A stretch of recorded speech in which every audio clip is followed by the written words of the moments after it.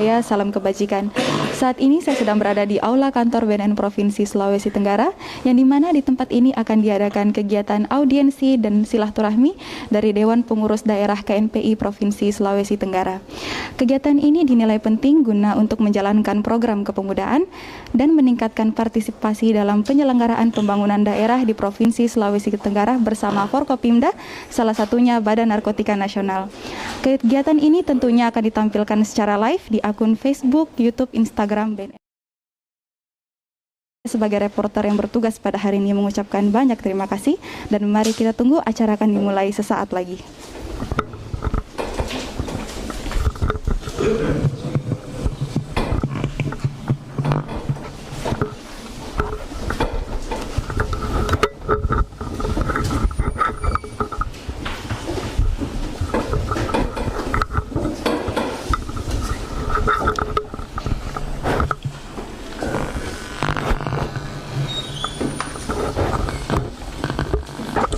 Bismillahirrahmanirrahim.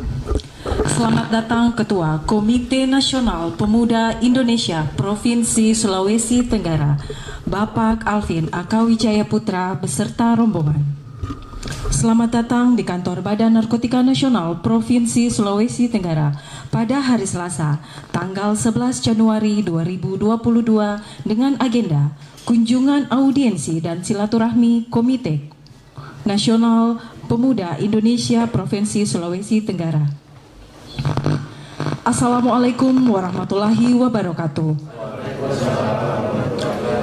Selamat pagi, salam sejahtera bagi kita semua. Yang terhormat, Kepala Badan Narkotika Nasional Provinsi Sulawesi Tenggara, Bapak Brigadir Jenderal Polisi Sabarudin Ginting SIK. Yang kami hormati, Ketua KNPI Provinsi Sulawesi Tenggara beserta rombongan. Yang kami hormati para pejabat di lingkup BNNP Sultra, serta seluruh hadirin yang kami banggakan. Acara ini diawali dengan menyanyikan lagu Indonesia Raya dan Mars BNN. Hadirin dimohon berdiri.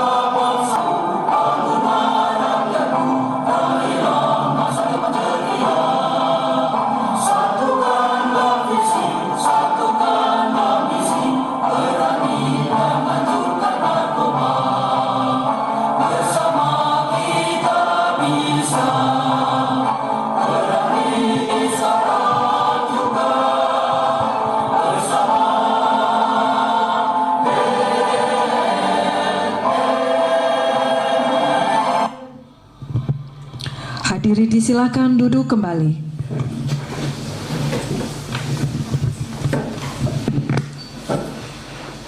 Hadirin yang kami banggakan, agar acara ini menjadi lebih hikmat dan mendapatkan berkah Maha Esa, marilah kita berdoa sesuai dengan ajaran kita masing-masing. Berdoa dimulai.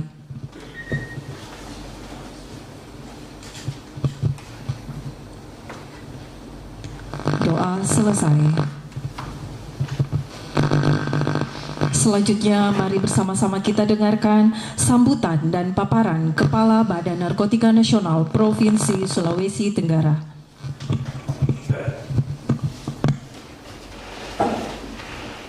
Bismillahirrahmanirrahim. Assalamualaikum warahmatullahi wabarakatuh. Salam, Om Swastiastu, Namo Buddhaya, salam kebajikan. Pertama-tama, marilah kita tidak henti-hentinya memanjatkan puji syukur kehadirat Allah Subhanahu wa Ta'ala, Tuhan yang Maha Kuasa, diberikan kesempatan, diberikan kesehatan untuk dapat hadir bersama dalam rangka silaturahim Ketua KNPI beserta segenap pengurus daerah Komite Nasional Pemuda Indonesia Provinsi Sulawesi Tenggara. Teriring selawat dan salam pada junjungan kita Nabi besar Muhammad Sallallahu Alaihi Wasallam, dan insya Allah kita semua mendapat syafaat di akhir zaman. Yang saya hormati Bapak dan Ibu pejabat utama di lingkungan Badan Narkotika Nasional Provinsi Sulawesi Tenggara, Pak Ketua hadir bersama kita, Pak Lamala, beliau ini adalah koordinator bidang rehabilitasi. Jadi kalau ada pengguna-pengguna yang perlu direhabilitasi di masyarakat kita, beliaulah orang yang mengurusi terkait persoalan itu. Kemudian hadir bersama kita Ibu Hajah Harmawati, beliau ini adalah koordinator P2M, singkatan dari Pencegahan dan Pemberdayaan Masyarakat. Jadi beliau ini kapasitasnya adalah memberikan penyuluhan-penyuluhan, menguatkan masyarakat kita untuk menjadi anti terhadap narkoba. Kemudian di sebelah kita, di sebelah Bu Harma, ini Kombes Pol Agustinus Solu. Nah, beliau ini doktor S3. Beliau sudah S3 ditambah lagi Kombes. Luar biasa beliau. Beliau adalah Kepala Bidang Pemberantasan. Beliau ini yang menangkap dan melakukan pengejaran, pengungkapan perkara-perkara narkoba yang ada di Sulawesi Tenggara. Di sebelahnya ini Pak Kabak Umum kita, ini Pak Samsuarto. Beliau membidangi segala hal yang berkaitan dengan urusan dalam di Badan Narkotika Nasional Provinsi Sulawesi Tenggara. Yang saya hormati Ketua KNPI Sultra, Bung Alpin Akawijaya Putra. Yang saya hormati Sekretaris KNPI Sultra, Bung Muhammad Daulat. Yang saya hormati dan tidak dapat saya sebutkan satu persatu, mohon maaf, segenap pengurus daerah Komite Nasional Pemuda Indonesia Provinsi Sulawesi Tenggara. Yang saya hormati hadirin undangan yang hadir bersama-sama dengan kita. Saya setelah menerima surat dari KNPI ini timbul semangat. Yang tadinya kita masih berpikir kira-kira apa tahun ini yang mau kita buat kreasi dan inovasi di samping perencanaan tugas yang sudah digariskan oleh Badan Narkotika Nasional Republik Indonesia. Sepertinya kita perlu berinovasi, berkreasi dalam rangka kita menjalankan tugas-tugas pokok kita di Badan Narkotika Nasional. Tapi ketika menerima surat ini rasanya timbul semangat baru karena datangnya dari Komite Nasional Pemuda. Wah, ini kita jadi tertular semangat nih.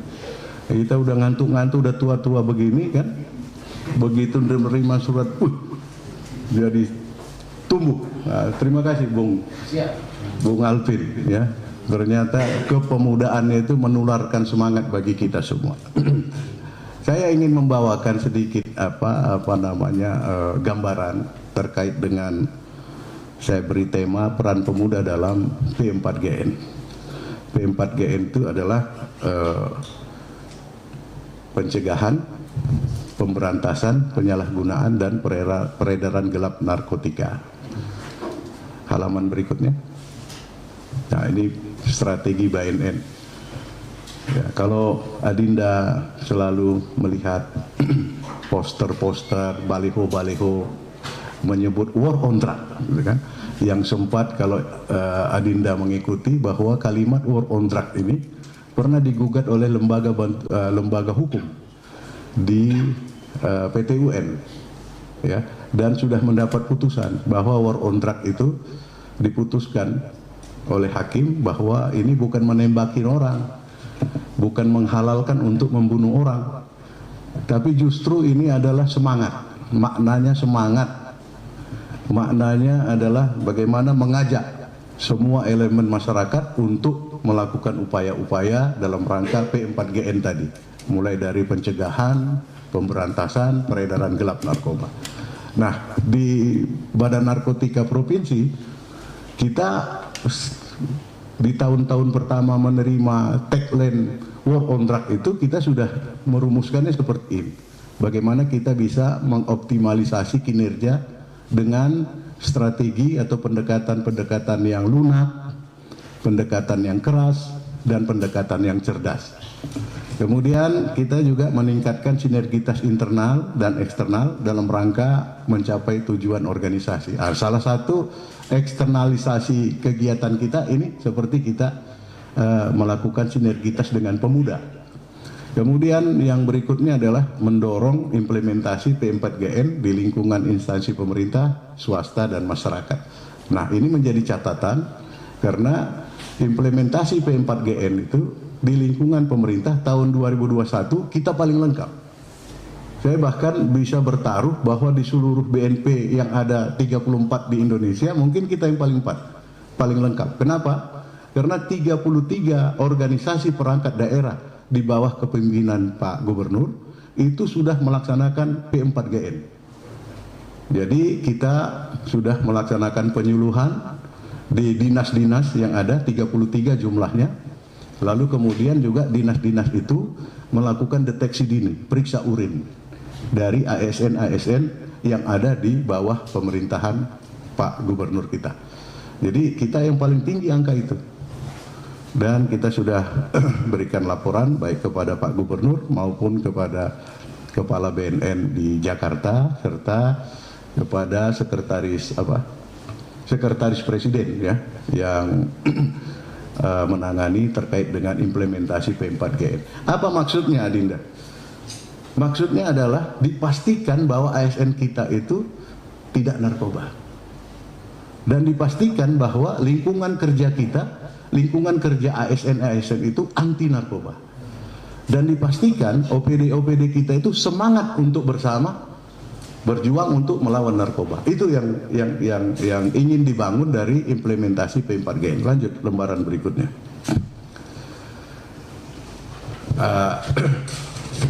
Pak Ketua dan seluruh anggota, segenap pengurus daerah KNPI, ini prevalensi kita. Jadi tahun 2017 ya, itu sekitar 41.118 orang. Ini secara nasional, secara daerah ya. Itu di sutra yang paling tidak pernah pakai. Ya, 41.000. Jadi kalau total jumlah penduduk kita 2 juta sekian, ya 2 juta ya. 2,5 juta seluruh Sulawesi Tenggara, 41.000 diantara pernah pakai narkoba. Ini berdasarkan survei yang dilakukan oleh Badan Narkotika Nasional Republik Indonesia bekerja sama dengan berbagai lembaga survei, baik itu dari LIVI maupun dari UI, Universitas Indonesia, dan angkanya seperti itu di tahun 2017. Lalu kemudian secara nasional itu tahun 2021 yang lalu itu angkanya 1,95% dari total jumlah penduduk Indonesia. Jadi ada 3.662.646 orang Indonesia itu pernah menggunakan narkoba. Bayangkan 3 juta sudah angkanya, Adinda. Jadi kemudian tahun 2019 itu pernah pakainya menurun jadi 1%, ya, 27.047 orang. Lalu kemudian 1 tahun terakhir ya ya pernah pakai 1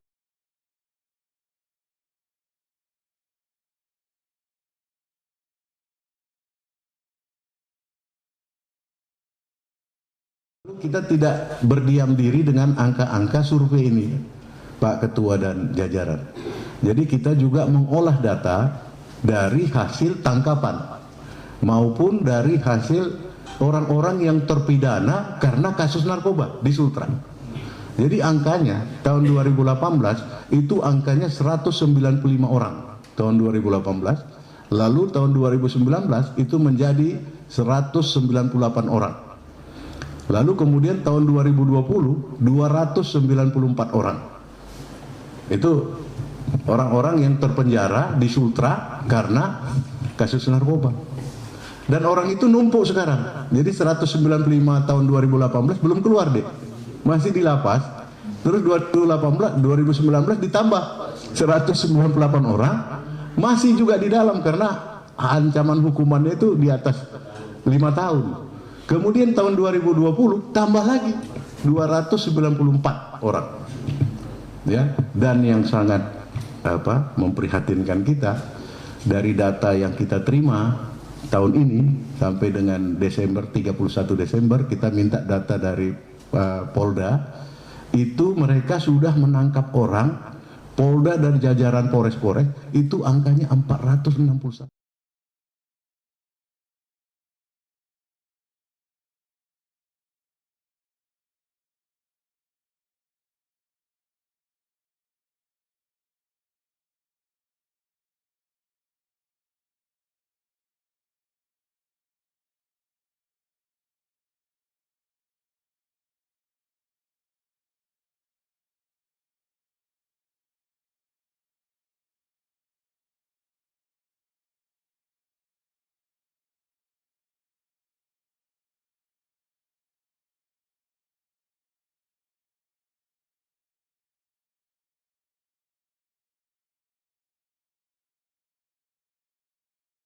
Punya ruang, karena kalau punya ruang dia bisa mempengaruhi orang, gitu, mempengaruhi orang kan. Wah kau nggak pakai nggak keren, gitu. Pakai 2 orang, pakai besok tambah lagi 3 orang dan seterusnya dan seterusnya. Lanjut.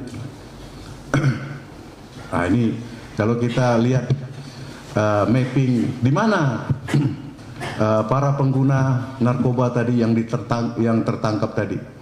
Di kabupaten mana mereka besar angkanya? Nah itu di atas pasti Kendari, warna merah itu kan, Kendari. Dan yang kita tidak duga-duga itu Jarjirah Kolaka itu semua merah itu warnanya. Ya, ditambah dengan di kepulauan itu di Bau-Bau, ya, di Bau-Bau yang lain. Ya.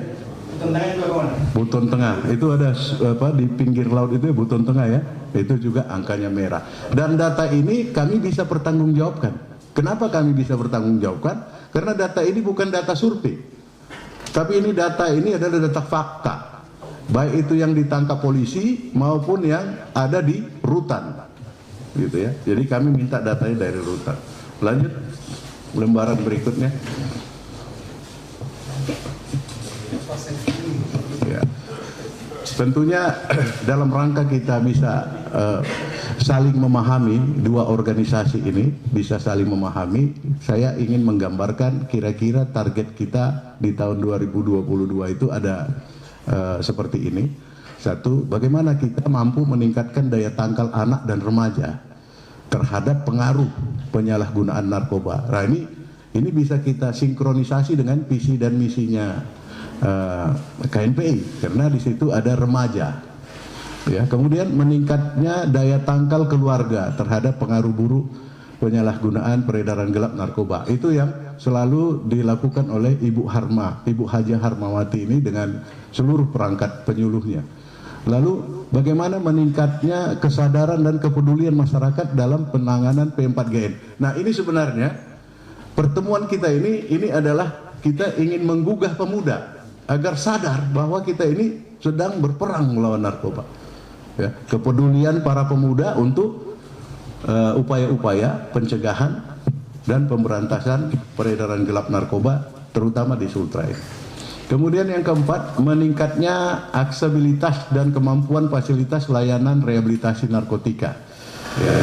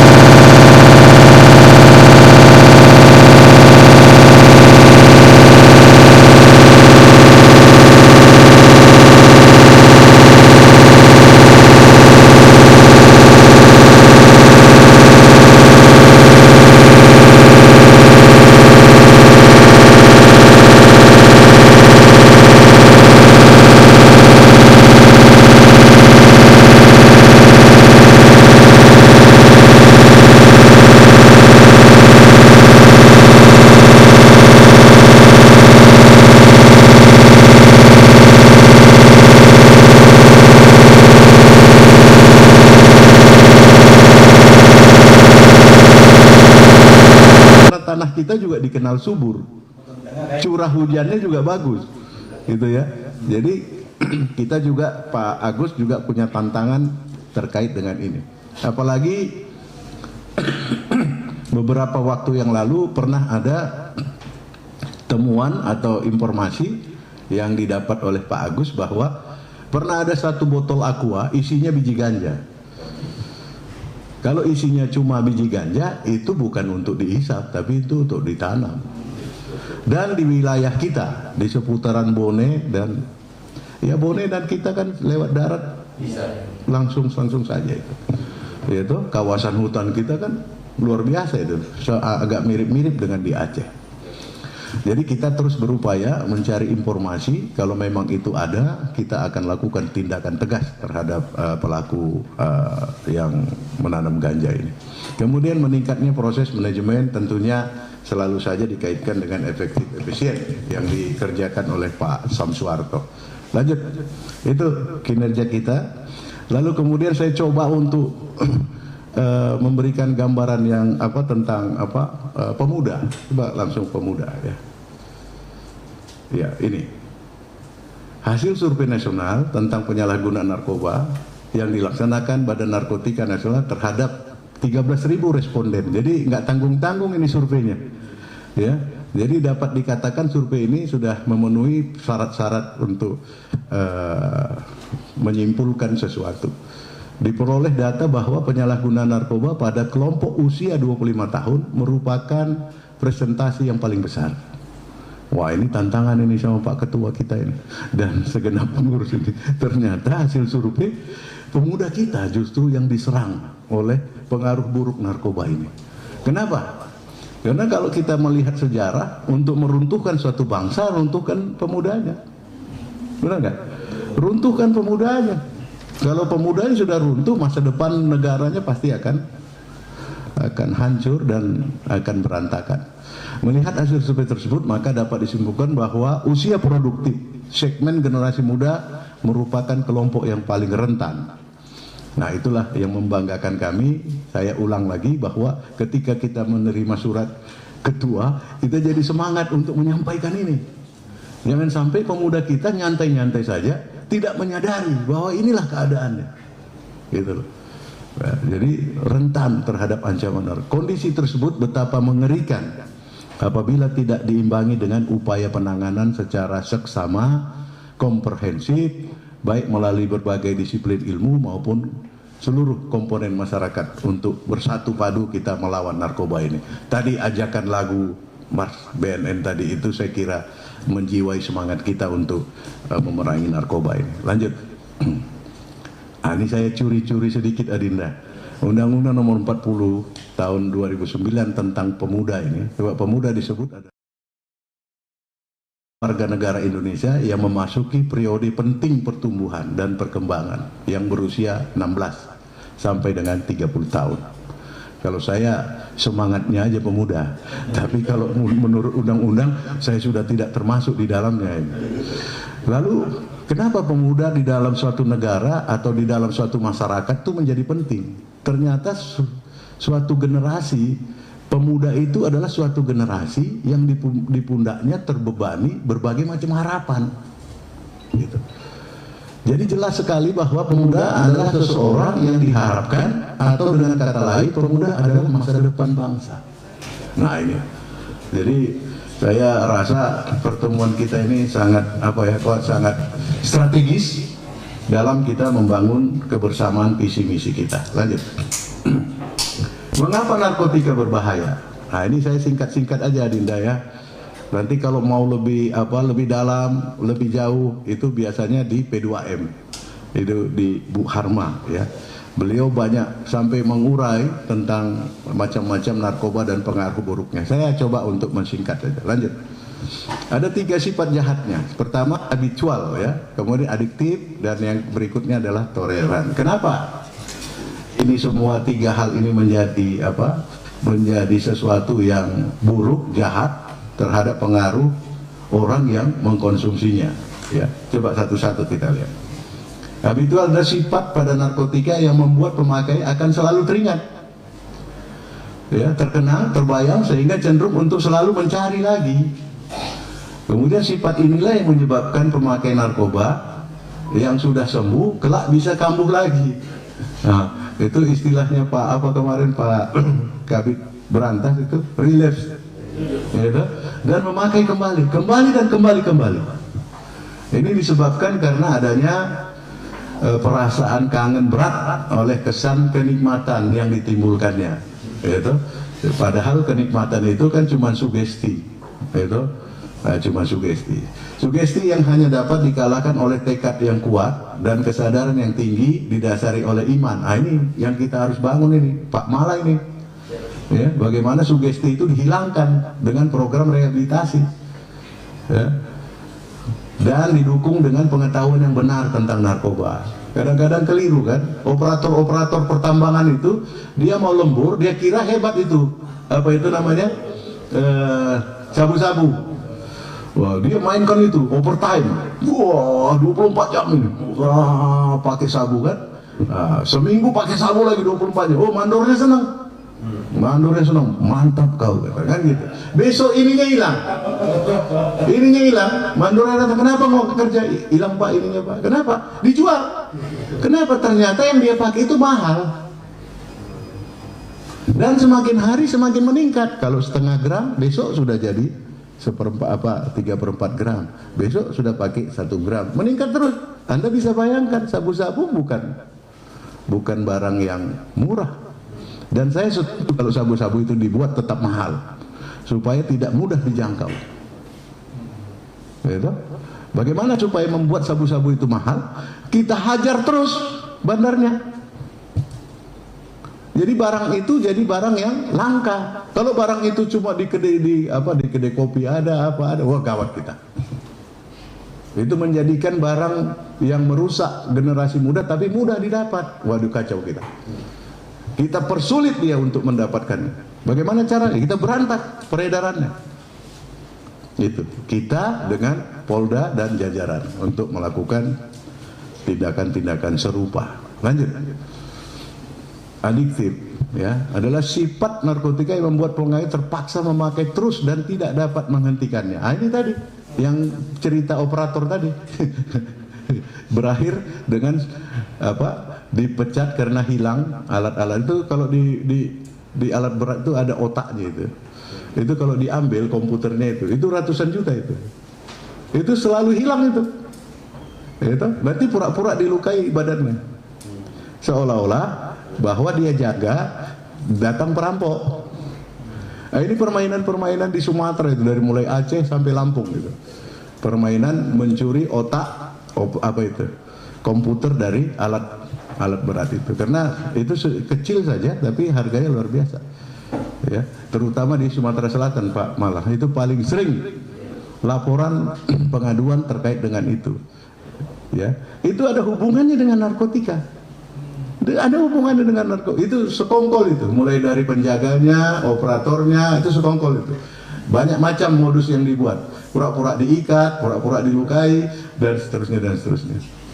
Ya, nah, itu karena pengaruh ini tadi, dia tidak bisa menghentikan, ya, adiktif ini. Lanjut.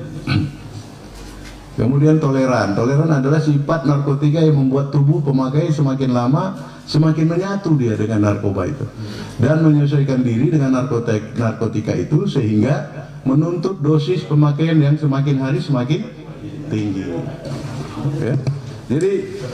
Jadi kita mengutip kata-kata bijak Adinda, Pak Ketua dan segenap pengurus, bahwa ada kata-kata bijak bahwa jangan sekali-sekali membuka pintu terhadap narkoba, karena ketika kita buka pintu maka kita tidak bisa menutup kembali. Itu kalimat bijaknya. Ada kan, gak apa-apalah, pakai dikit-dikit besok berhenti, gitu kan? Ada kan orang begitu, anak muda itu terutama itu, besok berhenti kita pakai itu. Besok, enak ya, pengen lagi, cari lagi, minggu depan berhenti, kamu tidak akan bisa berhenti. Gitu. Nah, itulah kata-kata bijaknya itu seperti membuka pintu dan kita tidak bisa menutup kembali. Lanjut.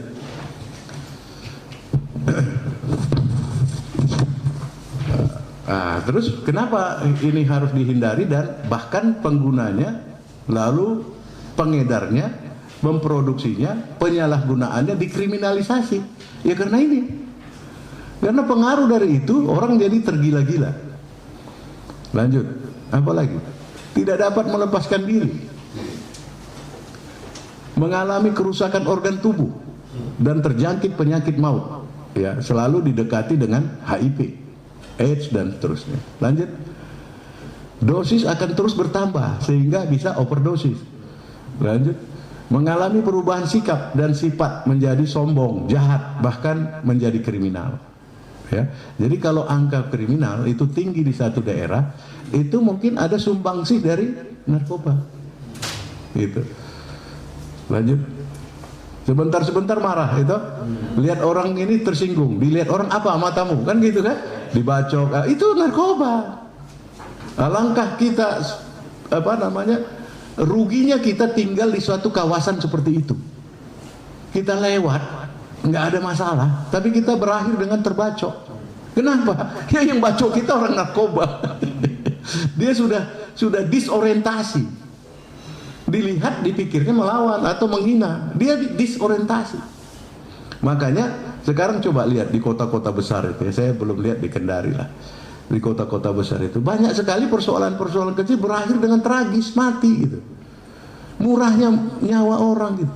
Itu salah satunya, penyebabnya itu adalah narkoba itu. Dia disorientasi, dia tidak tahu lagi mana benar, mana ini, kehilangan value, kehilangan nilai. Gitu. Oke, lanjut. Kenapa kehilangan value, kehilangan nilai ya? Kehilangan sikap, kehilangan perilaku. Ya karena itu gangguan pada sistem saraf. Itu dia gila tapi tidak masuk kelompok orang gila. Nah, itu kan susah itu. Gila tapi tidak termasuk kelompok gila. Gitu loh. Kan mengerikan itu. Duit masih tahu dia hitung. Sabu masih tahu dia beratnya kan gitu. Itu jadi pemarah, jadi apa namanya? Cepat tersinggung. Itu melakukan perbuatan yang di luar pemikiran dan seterusnya dan seterusnya. Ini ada Adinda ya, pengaruh secara medis dan pengaruh secara psikis ya. Ini psikisnya begini. Bagaimana kalau pemuda sudah lamban kerja, ceroboh bekerja, sering tegang dan gelisah, hilang kepercayaan diri, waduh kacau deh. Apatis, tidak peduli sama lingkungan, penghayal, penuh curiga. Itu orang lewat dikira ngejek kan? Akhirnya berakhir dengan pertikaian. Agitatif, menjadi ganas, tingkah laku yang brutal, sulit berkonsentrasi. Bagaimana mau jadi pelajar kalau dia sulit konsentrasi? Cenderung menyakiti diri. Berapa orang yang sudah lompat dari gedung tinggi di Jakarta, di Bandung, itu, ya kan? Itu cenderung menyakiti diri, perasaan tidak aman, bahkan bunuh diri. Banyak itu Pak di kota-kota besar. Belum lihat saya ada orang lompat dari Kelaru ya. Belum dengar kita. Mudah-mudahan nggak akan terjadi di tempat kita. Gitu. Gangguan mental, antisosial, ya. Kemudian merepotkan dan menjadi beban keluarga. Ini banyak keluarga yang merasa terganggu dengan putra-putrinya yang terlibat dengan narkoba. Pendidikan menjadi terganggu dan masa depan menjadi suram. Ya. Cara psikisnya. Lanjut lembaran berikutnya. Ya, saya kira ini dia dampaknya kepada negara, ya, individu, keluarga dan masyarakat, ya, yang berakhir dengan kerusakan fisik, mental, sosial, ekonomi akibat dari ketagihan, keracunan, penyakit menular, gangguan fungsi organ. Sebenarnya kalau kita lihat-lihat dengan COVID kayaknya agak lebih parah ini ya. Ya? Iya, jauh lebih parah ini. Ya, kalau COVID itu kan jelas, dia ngaku saya COVID, benar kan? Lalu rumah sakitnya jelas. Nah, sekarang kalau narkoba ada yang ngaku nggak? Bukan, dia berada di lingkungan kita ini, gitu? Terus mempengaruhi orang-orang di sekitarnya untuk menjadi teman, paling tidak sama-sama pakai supaya mudah barang itu. Atau apa itu? Kalau di sini apa itu Adinda? Kalau harganya 10, kita masing-masing apa namanya? Patungan. Ya, ngajak teman supaya bisa patungan. Ya, jadi luar biasa ini berakhir dengan kehancuran bangsa dan negara. Ya, lanjut. Ya, ini sama saya kira ya, ini jenis-jenis. Nanti kalau Adinda ingin memperdalam agar supaya bisa memberikan pencerahan, mungkin ada Satgas Anti Narkoba yang dibentuk oleh Pak Ketua di KNPI. Nanti dibuat pelatihannya oleh Bu Harma. Ya, mungkin dari KNPI pengurusnya berapa yang cocok untuk menjadi penyuluh. Mungkin dari organisasi pemuda yang di bawah KNPI juga ada dua orang kumpulkan di satu tempat, bisa. Nanti akan dilakukan pelatihan sampai dia mahir seperti saya ini menggambarkan. Gitu. Ya, jadi dia kemana Pak Ketua nggak usah sulit, gitu. Undang Bu Harma bisa tampilkan mereka dengan didampingi Bu Harma, mereka ini, atau didampingi oleh penyuluh kita di sini ada tingkat madya, tingkat utama, Adinda. Gunakan itu, karena itu dipersiapkan oleh negara. Lanjut. Wah, ini yang saya bilang tahun 2021 kemarin kita dapat 7 kilo. Nah, dari saudara-saudara kita yang ini nih. Nah, iya. Ini 7 kilo. Ya, 11 orang, barang bukti sabunya 7 kilo. 461 orang ditangkap Polda, barang buktinya 7 kilo. Jadi sama. Artinya itu sudah bagus, sudah benar itu. Kita hajar bandarnya, yang kecil-kecil pun nggak diberi ruang oleh penyidik-penyidik Polri. Jadi kita sinergi dengan penyidik Polri. Lanjut. Nah, itu ada usia pemuda itu, coba. Dek. Ah, itu tanggung jawab Pak Ketua itu nampaknya itu. 24 tahun, 27 tahun. Ini ada cewek 24 tahun. Ya.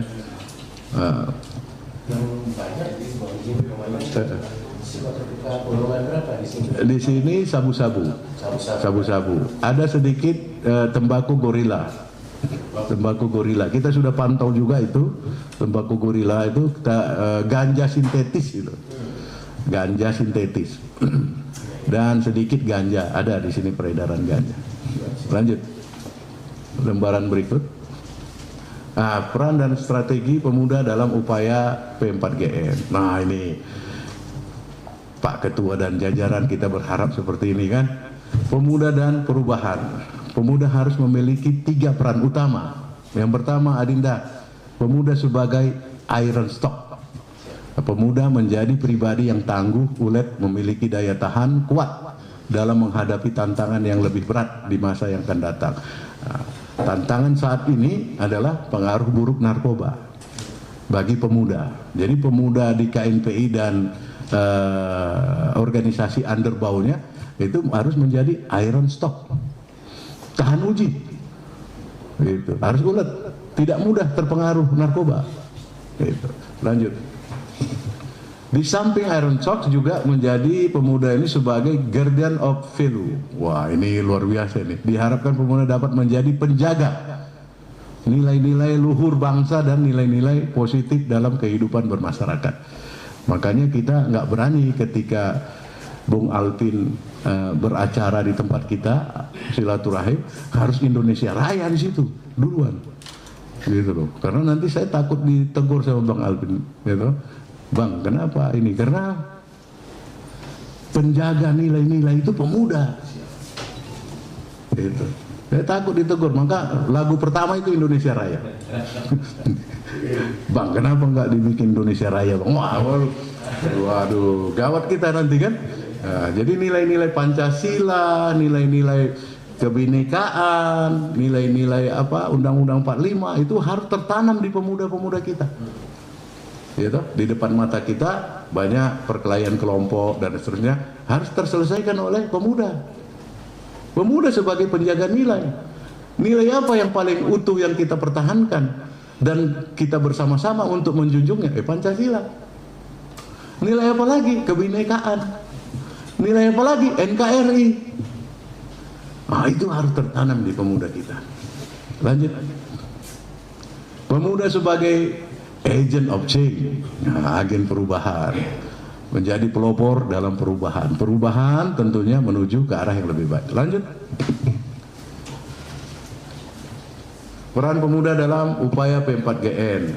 Bisa ditawarkan, Adinda, Pak Ketua, berpartisipasi aktif dalam melaksanakan kegiatan pencegahan. Itu tadi Bu Harma bisa visi misinya bisa kegiatannya bisa kita kolaborasikan dengan KNPI. Lanjut. Berani melaporkan segala bentuk pemilikan peredaran itu kepada beliau Pak Kabid Berantas. Mungkin ada komunikasi yang dibangun meskipun komunikasi tertutup ya, karena ini ada hubungannya dengan jaringan narkoba, peredar narkoba dan lain sebagainya. Lanjut. Menjalin komunikasi yang baik dengan masyarakat di sekitarnya. Ini ya toh. Jadi ada kemampuan-kemampuan pemuda yang bernaung di KNPI tadi bisa berkomunikasi dengan masyarakat menyuluh. Nah ini terus lanjut, aktif dalam mengikuti pelatihan ini ya, seminar, workshop tentang penyalahgunaan. Bu Harmal kali-kali diundang aja Pak Ketua, mungkin Pak Ketua tunjuk siapa gitu kan, untuk ikut program kita ini, workshop, seminar. Kan dari pemuda ada perwakilan yang mengikuti workshop kita, yang mengikuti seminar kita, maupun yang mengikuti pelatihan kita. Itu yang diadakan oleh Bu Harma. Tapi kalau yang diadakan mandiri oleh Adinda, Bu Harma dan kita siap mendukung. Gitu. Itulah terjadi peran apanya tadi. Lanjut. Kesimpulan. Nah, kesimpulannya ini yang ditunggu-tunggu dari tadi kan. Ya. Paling tidak kita berharap bagaimana kita bisa punya hubungan kemitraan kerjasama dengan KNPI Sultra, menyamakan visi misi kita. Apa tujuannya? Ada 2 variabel penting, menyelamatkan dan melindungi masyarakat. Dari mana? Dari kejahatan narkoba. Sehingga visi misi pemuda dapat optimal dilaksanakan dan dirasakan tidak hanya oleh pemuda, tapi juga KNPI ini terasa bagi masyarakat luas. Gitu. Nah, pemuda diharapkan, ini saya curi ini Adinda. Ini ADART-nya apa ini? KNPI ini berperan aktif memaksimalkan potensi aksesibilitas ekonomi digital. Nah, ini tantangan milenial, memberdayakan dunia kepemudaan lebih holistik dan bisa menjamin dinamisasi dalam dunia kepemudaan. Menjadi pengikat jiwa perjuangan. Nah, ini kalau udah jiwa perjuangan itu pastilah pemuda. Dan komitmen pemuda Indonesia untuk berperan aktif dalam setiap dinamika sosial politik bangsa, menjaga serta memastikan bangsa ini akan berlabuh pada kejayaan dan kesejahteraan. Saya kira itulah pemuda kita.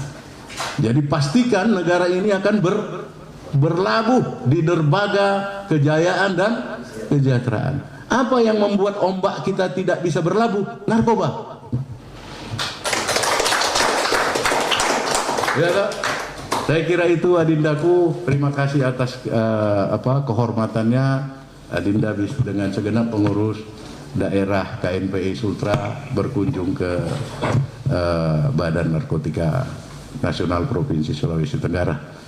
Teriring doa kami semua dari saya dan seluruh staf, semoga KNPI Sultra ini maju jaya dan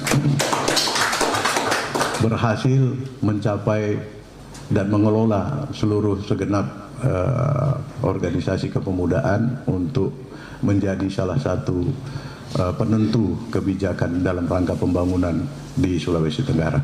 Terima kasih dan saya akhiri. Wabillahi taufiq wal hidayah. Wassalamualaikum warahmatullahi wabarakatuh.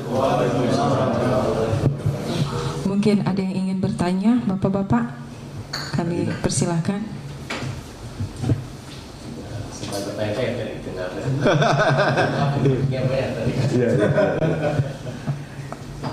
Dari kawan-kawan. Ya, sambil di apa, Adinda? Kemudian ada juga yang saya mau Iya.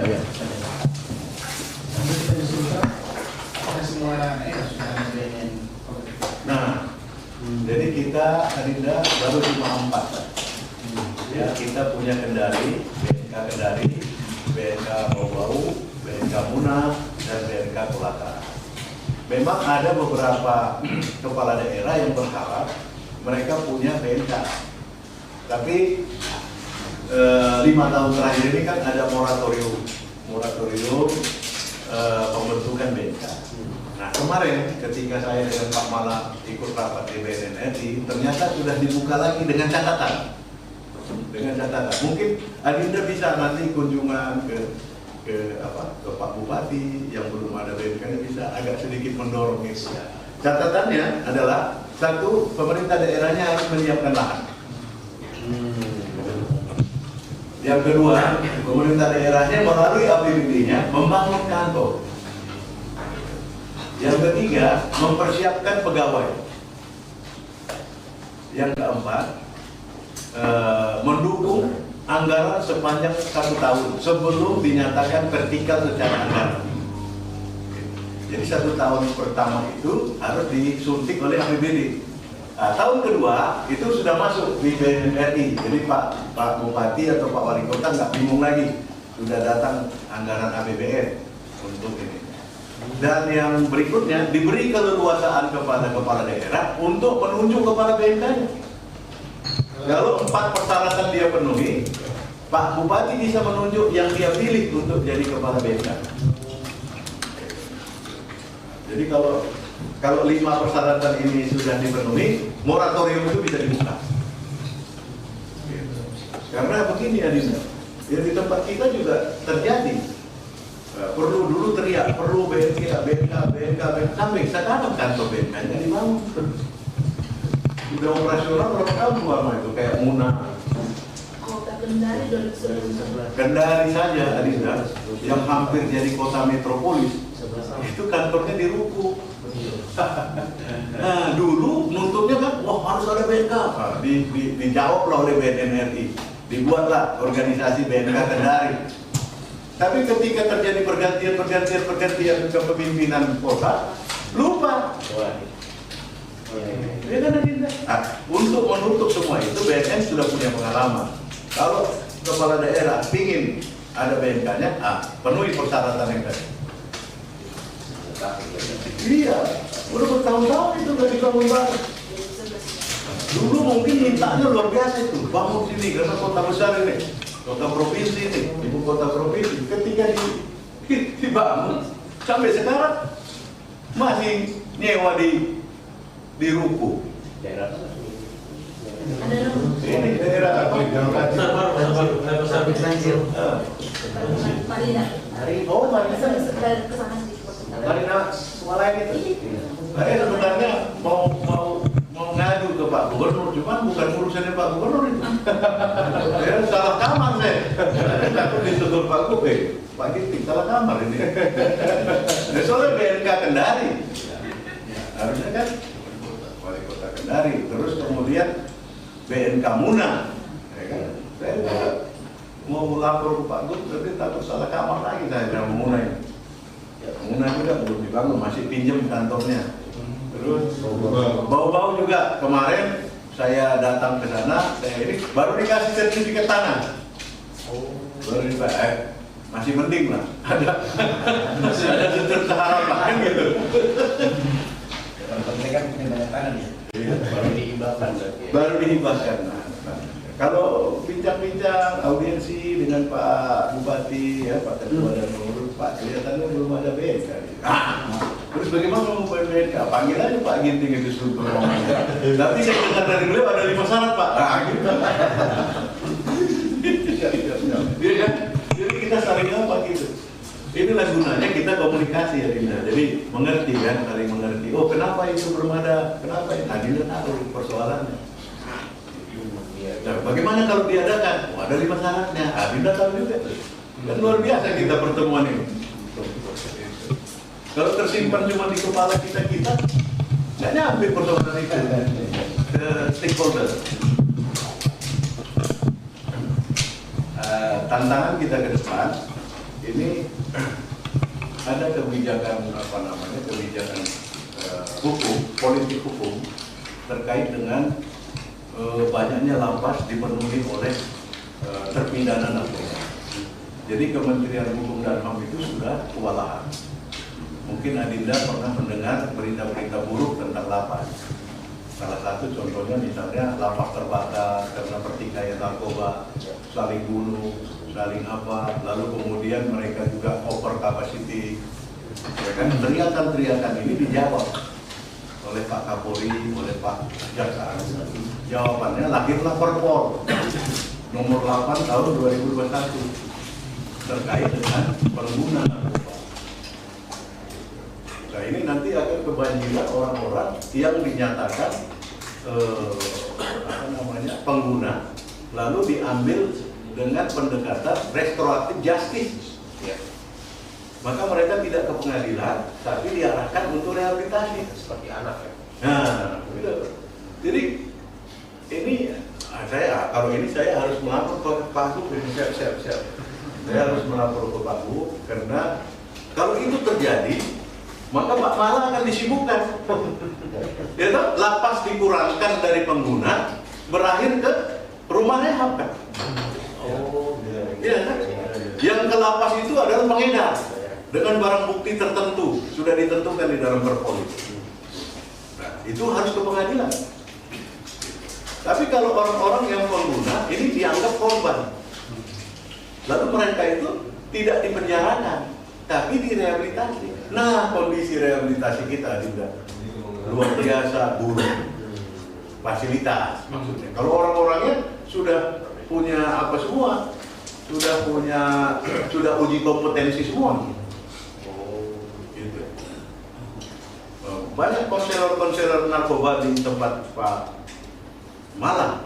Bahkan Pak Mala juga sudah kerjasama dengan beberapa rumah sakit dan beberapa puskesmas untuk menjadi lembaga yang menangani pengguna narkoba ini. Nah, ini tahun ke depan ini kita akan dibanjiri dengan itu persoalannya. Jadi tidak lagi lapas menjadi muaranya, tapi ada penyisihan dari lapas tadi itu, dianggap pengguna maka rehab. Nah, ini tantangan 2022 gitu. Nah, ketika itu angkanya pasti akan agak sedikit meningkat. Gitu. Ketika itu meningkat, maka kita bicara dengan fasilitas rehab kita yang kita miliki, baik yang dimiliki BNP, BNK, maupun puskesmas-puskesmas yang sudah dilatih oleh Pak Mal. Nah, ini kita agak serba kekurangan. Itu sebabnya kita ada rencana, kita mau bangun lah. Ya, sebenarnya enggak terlalu besar juga.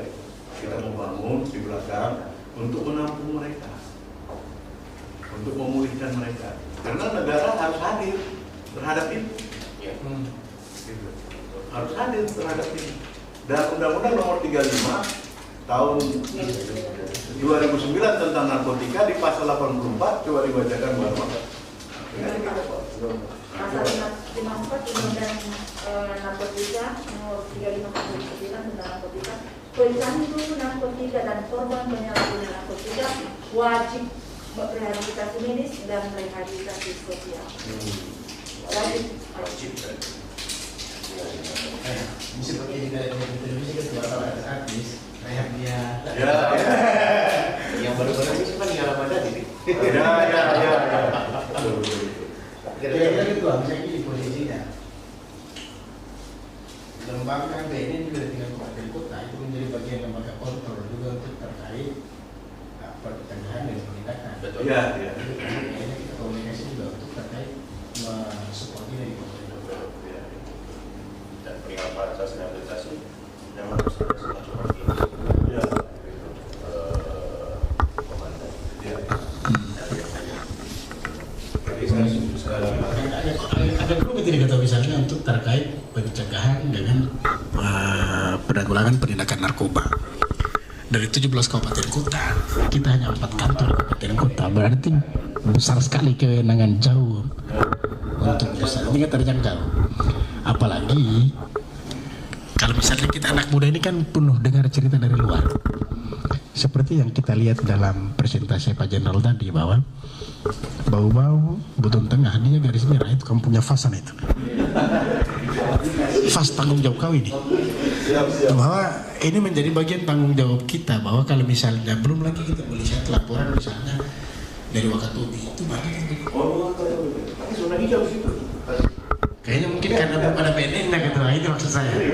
Karena zona hijau itu, kenapa zona hijau? Karena itu data orang tertangkap. Data orang tertangkap. Karena kan itu data dari penyidik Polri, dari BNP, kemudian dari lapas. Itu datanya. Yang tertangkap tidak termasuk itu. Mungkin kegiatan penangkapan dan pemberantasan yang lemah. Gitu. Bukan berarti Wakatobi itu aman. Gitu. Karena satu BNK-nya nggak ada. Ya itu dia. Dua mungkin Polresnya juga baru ya. Baru. Baru pemekaran beberapa tahun lalu. Misalnya seperti Butur, juga kalau kita dengar itu banyak. Banyak Pak. Misalnya seperti kalau Butur Selatan tadi sudah merah memang, Butur Tengah merah memang tuh. Kalau Butur Tengah mungkin juga ada konser, mungkin ini kampungnya Bendung itu. Kira-kira juga mungkin di pinggir-pinggir itu banyak gitu kira-kira.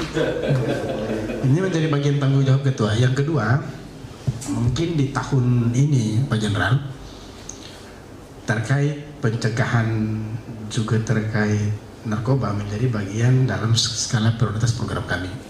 Kami sudah koordinasi di beberapa instansi terkait. Misalnya ketua koordinasi kemarin dengan Dinas Pendidikan. Kami ada program yang melekat di sana dengan KNP Go to School.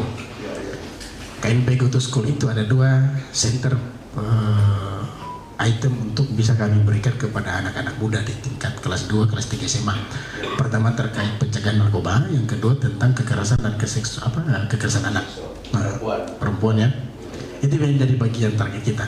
Tapi kenapa juga sampaikan ketua inginnya bahwa di sini pertama kita silaturahmi Forkopimda, kami pengen lihat ya, bahwa strong program itu kelihatan dari penanggulangan narkoba.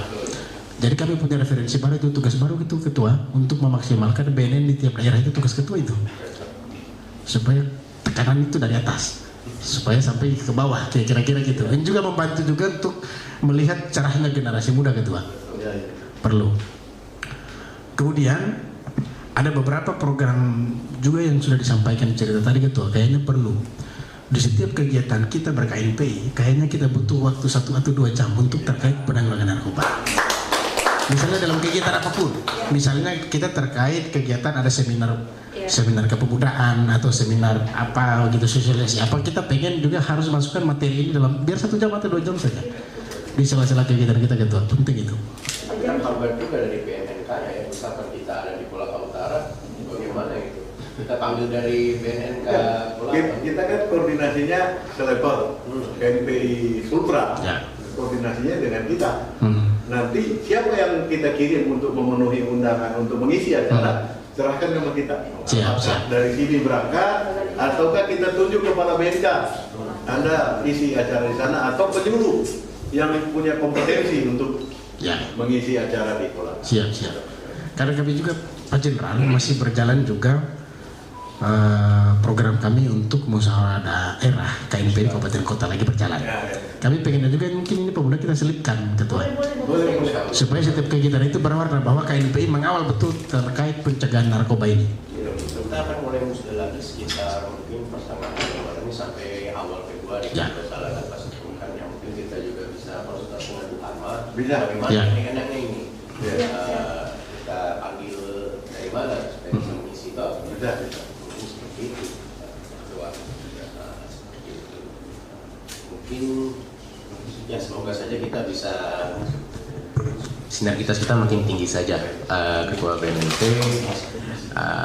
agar program-program kita semua jalan, program-program yang antar disiplin dari KNPI dan BNN bisa kita lakukan semua dan semua lancar semua, bisa menurunkan juga tingkat pemakai dari kaum pemuda, karena seperti yang Anda bilang tadi toh, kalau pemuda yang hancur kita semua masa depannya juga. Jadi mungkin ada lagi kawan-kawan. Siap. Terima kasih. Assalamualaikum warahmatullahi wabarakatuh. Pak Jenderal, terima kasih sudah menerima kami dengan penuh kehangatan, rekan-rekan pejabat di BNN. Kurang lebihnya kami sudah menyimak tentang beberapa permasalahan yang memang ini menjadi tanggung jawab kita bersama, apalagi ini menyangkut kepemudaan. Namun setelah saya meng-highlight beberapa itu tadi, mungkin kita langsung menuju kesimpulan saja bahwa perlunya ada yang kerjasama. Tapi saya pikir tadi ketua sama sekretaris sudah begitu banyak membincang terkait bagaimana sosialisasi, bagaimana pencegahan narkoba dan sebagainya. Namun saya juga patut menyampaikan, mungkin untuk mengingatkan ketua, kita juga mempunyai, ini kan bidang narkoba, kita punya bidang juga sendiri untuk menanggulangi. Kemudian kita juga punya bidang hukum. Di situ juga ada program lembaga bantuan hukum untuk masyarakat miskin. Tadi Pak Jenderal sempat memaparkan bahwa pengguna narkoba ini justru banyak orang miskin nih. Ya mungkin juga kami di situ bisa masuk di KNPI-nya, di LBH kami, itu dalam pendampingan. Kira-kira jika ada masalah-masalah hukum yang dengan narkoba, mungkin bisa kerjasama dengan LBH KNPI untuk membantu ininya. pasal hukum ya gitu Pak Jenderal. Kalau lebih seperti itu biar bidang narkoba jalan, bidang hukum juga jalan sehingga bisa saling menutupi program kerja. Seperti itu mungkin Pak Jenderal. Sekian. Terima kasih. Assalamualaikum warahmatullahi wabarakatuh. Cek satu. Bismillahirrahmanirrahim. Assalamualaikum warahmatullahi wabarakatuh. Izin Bang Jenderal, Bung Ketua Alvin sama jajaran pengurus. Saya lebih spesifik saja kepada poin terakhir tadi adalah terkait target besar kita, yakni misi penyelamatan ataupun melindungi masyarakat. Ini yang perlu kita garis bawahi. Nah, Bang Jenderal, yang perlu dipahami bahwa KNPI Sulawesi Tenggara kita internal pengurus saja 146 kurang lebih ya, Tum. Ya, di luar ini belum DPD 2. Kita ada pengurus provinsi, pengurus DPD kabupaten sampai pengurus kecamatan. Artinya, kalau Bung Alvin melaksanakan atau melakukan kerjasama BNN turun titah perintah itu terkait perlawanan terhadap narkoba, saya pikir efeknya akan sangat positif. Itu yang pertama. Di internal pengurus saja, mulai dari provinsi, kabupaten sampai di kecamatan, kita punya pengurus ini Sulawesi Tenggara. Itu yang pertama. Kemudian yang misi yang selanjutnya adalah pada poin ajakan, berarti KNPI melalui kemitraan yang terbangun harus melakukan upaya mengajak yang lain. Nah, kan itu yang paling penting. Artinya kalau hanya di internal pengurus saja, perannya masih kecil. Kita perlu keluar ke lingkup masyarakat kecil, misalnya di desa-desa kita, di mana saja di tempat kita. Nah, tapi tentu yang kita harapkan adalah kita juga di KNPI Sultra harus ada bahan pemahaman untuk menyampaikan ke masyarakat bahwa ini loh efeknya. Kalau kamu pakai narkoba, ini persoalan yang akan kamu terima. Kalau kamu jadi pengedar, ini persoalan yang akan kamu terima. Ini dulu penting. Bagaimana mungkin kita mau ngobrol terkait bahaya narkoba kalau kitanya saja tidak paham? Nah, sehingga apa yang disampaikan Bu Arma tadi atau sama Bang Jenderal terkait Satgas ini sangat penting. Bung Ketua Alvin, ini sangat penting. Sehingga akan menjadi wadah itu yang memberikan pemahaman, kematangan terkait daripada bahaya narkoba ini. Nah, ini poin penting teman-teman supaya efek daripada kemitraan dan silaturahim kita dengan Kepala BNNP Sultra itu lebih positif, lebih dirasakan oleh orang banyak. Nah, kemudian selanjutnya ini mungkin usul supaya itu hanya bukan sebuah ungkapan, kita butuh misalnya ada pamflet, kira-kira begitu, pamflet atau modul yang bisa kita bagi, kita pulang kampung, kita ketemu keluarga, kita titip 1-2 kertas yang itu tentang bahaya pengedar ataupun apa tentang narkoba. Hal-hal kecil Pak, tapi pasti sangat positif. Tadinya mungkin ada keluarga kita tidak sekolah selama ini sudah jadi pengguna narkoba, tidak tahu apa yang akan dia terima ketika nanti itu masuk proses hukum. Kita titip di rumah, coba kamu baca ini, ya kan gitu. Tiba-tiba dia baca, ternyata bahaya, kayak gitu. Kira-kira seperti itu. Terima kasih. Assalamualaikum warahmatullahi wabarakatuh. Oh, butong tengah ini Pak, ini yang merah tadi. Assalamualaikum warahmatullahi wabarakatuh. Terima kasih Pak Jenderal telah menyambut kami dan jajaran. Menyambung apa yang disampaikan oleh pimpinan kami tadi dari pengurus KNPI Provinsi, tentu ini harus setali sambung bergayung ini, bahwa kedepannya kita harus bersinergi. Tentu apa yang disampaikan tadi dan apa yang dipaparkan oleh Pak Jenderal beserta jajarannya tadi, bahwa memang di Sultra ini banyak peredaran narkoba tapi tidak terdeteksi. Nah, selain apa yang disampaikan bahwa harus kita bekerja sama dalam bentuk program, saya pikir perlu kita sampaikan apa yang menjadi tagline daripada BNN RI maupun BNN Persi, yaitu War of Drugs, artinya perang melawan narkoba. Kita mau menyatakan perang tapi yang kita lawan mereka belum tahu juga. Karena apa? Bahwa dalam sepanjang perjalanan BNN di Sultra saya lihat 2 tahun belakangan ini, saya pikir belum ada dalam setiap ulang tahun ataupun kegiatan-kegiatan besar yang bersama BNN provinsi itu saya pikir masih kurang maksimal. Hanya sebatas seremoni, hanya kelompok-kelompok kecil. Saya pikir mungkin bersama KNPI dalam rangka Hari Anti Narkoba nasional maupun internasional, saya pikir harus kita adakan pawai besar ataupun upacara besar bahwa kita nyatakan perang terhadap narkoba, dan itu melibatkan program-program tadi. Ada yang dari desa kita ajak, dari sekolah-sekolah kita ajak. Kalau bisa di seluruh kabupaten kota, kita ajak bupati, ketua-ketua KNPI kabupaten kota bahwa semua kita apel siaga dalam rangka menyatakan perang lawan narkoba. Dan itu terdeklarasi secara 17 kabupaten kota. Saya pikir harus ada itu. Baik, terima kasih. Assalamualaikum warahmatullahi wabarakatuh.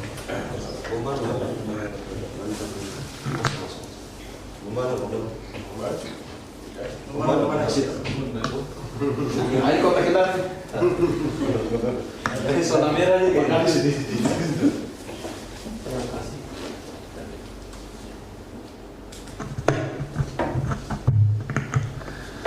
Ya, kami dari Kota Kendari, Pak.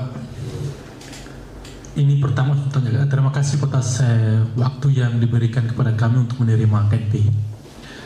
Ini langsung saja Pak, karena waktu. Sebenarnya Pak, kami di kota sudah lakukan itu mengenai tes urin mandiri, Pak. Kalau provinsi kami belum tahu seperti apa mekanisme atau langkah-langkah tes mandiri khusus pegawai saja dulu. Baik dari, bukan pegawai, kalau pegawai PNN mungkin sudah terdeteksi 100% mungkin tidak melakukan itu Pak, tapi pegawai provinsi mau saya Pak. Adakah semacam dorongan atau himbauan kepada UPD-UPD terkait, UPD apa saja yang menyiapkan anggaran begitu, menyiapkan anggaran supaya melakukan tes urin mandiri? Karena kebanyakan orang-orang yang berduit dan orang yang ada di birokrasi yang melakukan memakai.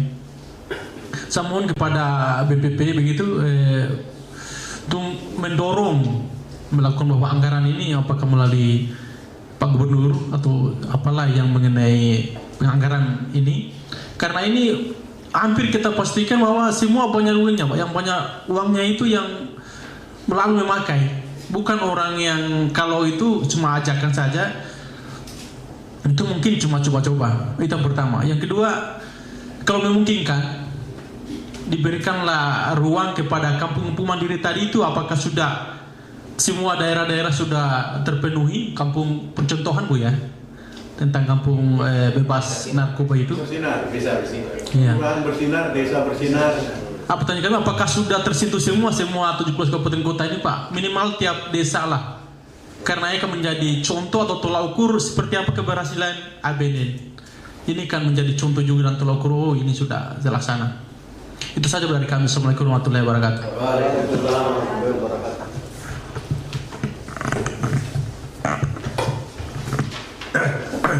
Saya mungkin berikan tanggapan sebelum nanti mungkin ada teman-teman yang bantu untuk melengkapi. Yang pertama dari Pak Bung Sekretaris ya, Pak Muhammad Daulat ya, beliau menyampaikan bahwa kita harus bangun kemitraan yang diperlukan terkait dengan kegiatan-kegiatan KNPI dan BNP. Saya kira peluang untuk kita kerjasamakan itu besar. Banyak kegiatan yang bisa kita kerjasamakan. Tadi sudah ada kesepahaman kita ya bahwa ketika ada kegiatan-kegiatan KNPI kita bisa melakukan insert konten namanya. Kontennya konten KNPI kita insert 1 atau 2 jam. Kita siap untuk itu. Dan dimanapun di kabupaten. Ya, kalau memang itu di wilayah, nanti kita bagaimana untuk menyampaikan dan memerintahkan kepada BNK. Nah, seperti itu. Kemudian yang kedua terkait dengan lembaga bantuan hukum yang terstruktur berada di KNPI. Mungkin juga menghadapi persoalan-persoalan hukum, terutama bagi orang-orang yang tertangkap dengan kondisi di bawah garis kemiskinan, misalnya harus perlu pendampingan hukum. Nah, nanti Pak Kabid secara khusus nanti akan menjawabnya. Karena persoalan-persoalan terkait dengan tersangka itu Pak Kabid ya pangan. Kemudian yang berikutnya masalah pamflet-pamflet atau brosur-brosur yang perlu diteruskan ke masyarakat, saya kira itu baik ya. Saya kira itu baik, cuma sekarang kita sedang membangun apa yang kita sebut dengan podcast. Jadi ini pun sekarang secara kita disiarkan ini, hanya kita berharap bagaimana supaya berita-berita serupa ini yang dari BNP itu bisa sampai ke masyarakat. Jadi kita harapkan KNP juga jadi follower. KNP juga jadi follower. Gitu. Nanti mungkin Pak Sekretaris bisa atas izin Pak Ketua, jadi follower kita. Jadi banyak yang kita nanti suarakan melalui media online itu yang kita harapkan sampai ke masyarakat, pesan bahaya narkoba itu bisa menjadikan Anda kriminal dan seterusnya. Ini melalui podcast ini. Ini bantuan Pak Gub ini. Bantuan dari Pak Gub hibah tahun 2021 kita ini kan untuk medsos. Nah, nanti satu waktu kita undang Pak Ketua atau Pak Sekretaris atau siapa, kita bicara di podcast kita. Wow, udah ada podcast kita bangun ya kecil-kecilan tapi agak mirip-mirip Deddy Corbuzier lah podcastnya kan. Jadi nanti ya bincang pemuda tentang narkoba, misalnya Pak Ketua menghimbau lewat itu, kita siarkan lewat kita. Nah itu harapan kita supaya ini bisa betul-betul sampai ke masyarakat atau sampai ke pemuda, baik itu yang di kota maupun yang di desa. Kemudian yang berikutnya ada terkait dengan ASN kita. Nah, tahun ini juga tadi saya sampaikan bahwa 33 OPD provinsi di bawah kepemimpinan Pak Gubernur itu sudah melaksanakan tes urin, lalu juga mengikuti sosialisasi. Nah, kita sosialisasi tentang bahaya narkoba, lalu setelah itu tes urin bagi ASN-nya. Tercatat bagi kita itu 2 bulan terakhir ini ada 900 ASN mengikuti program itu, lalu 500 sekian diantaranya tes urin. Nah ini luar biasa ini sebenarnya Pak Gub dengan kita ini apanya. Jadi kemudian ada persoalannya adalah kenapa tidak mandiri secara anggaran. Itu sebenarnya harapan kita juga, Adinda. Harapan kita juga supaya mandiri secara anggaran. Yang 2 tahun 2021 ini kita dapat hibah. Lalu hibah itu kita gunakan untuk kegiatan itu. Kegiatan tes urin mandiri, kegiatan sosialisasi terhadap 900 orang itu hibah. Nah, kenapa tidak diusulkan dan dicantolkan di setiap dinas-dinas itu ada anggaran untuk P4GN? Nah, itulah usulan kita sebenarnya selama ini yang belum bisa terrealisasi. Padahal payung hukumnya itu sudah jelas. Payung hukumnya itu peraturan Menteri Dalam Negeri terkait dengan P4GN bagi ASN. Kemudian Impres nomor 2 tahun 2020 terkait dengan pelaksanaan implementasi bagi ASN. Sebenarnya 2 payung hukum itu ditambah dengan peraturan daerah, kemudian ditambah dengan SK Gubernur. Kita lengkap, Adinda. Sebenarnya ASN itu nggak perlu ragu untuk menganggarkan di dinasnya dalam 1 tahun anggaran itu mungkin sebesar berapa gitu untuk kegiatan P4GN. Payung hukumnya jelas. Pak Gub sudah keluarkan perda, Pak Gub sudah keluarkan SK tim terpadu P4GN bagi ASN. Ini sebenarnya makanya kemarin ya kita bermimpi saja, kita bermimpi itu pada saat perumusan itu setiap akhir tahun itu Musrenbang itu suara seperti Adinda itu disuarakan sehingga bisa dianggarkan oleh BKD BPDA. Jadi setiap dinas masuk anggaran itu. Jadi mereka tidak lagi direpotkan dengan anggaran untuk melaksanakan kegiatan seperti itu, Adinda. Karena itu juga kewajiban, karena ada impresnya. Instruksi Presiden nomor 2 tahun 2020 tentang P4GN di lingkungan OPD. Nah, sebenarnya sudah ada gitu. Hanya mungkin begini Adinda, kita maklumi bersama bahwa 2 tahun terakhir ini kita kan disibukkan dengan COVID-19 ya. Perhatian, dana, anggaran, tenaga, semua hampir bisa kita katakan tercurah kepada COVID-19. Jadi memang kadang-kadang yang begini-begini padahal penting itu luput dari perhatian kita. Tapi mudah-mudahan lah dengan semangat kita pertemuan ini, mudah-mudahan kita juga bisa menyuarakan agar supaya itu bisa dialokasikan secara mandiri di anggaran dinas-dinas. Bayangkan kalau itu secara mandiri dianggarkan di dinas-dinas sampai kabupaten kota, waduh luar biasa Sultra ini. Ada sebuah gerakan besar, gitu kan? Paling tidak untuk membatasi ASN. Itu ASN itu ketakutan, ketakutan periksa urin. Adinda, kenapa periksa urin itu saya tidak terlalu penting untuk dikabarkan kah, sembunyi-sembunyi kah? Saya tidak terlalu penting. Kenapa? Karena orang itu nggak akan pernah bisa ngerin dirinya. Udah diumumkan minggu depan ada periksa urin, malam sebelum pun pakai dia. Nah, iya, gawat narkoba itu Adinda. Susah dia mengendalikan otaknya itu. Otaknya itu minta. Ada hatinya. Besok periksa urin, berantem itu.